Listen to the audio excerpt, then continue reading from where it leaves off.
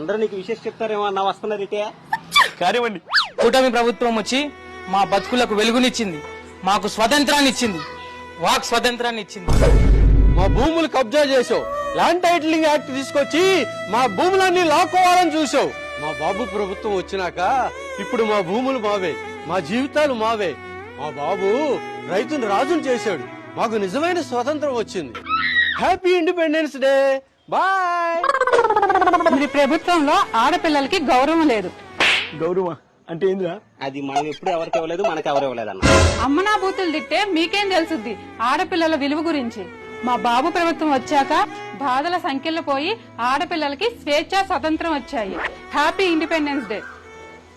అర్థమైందా జగనన్న? సెల్యూట్.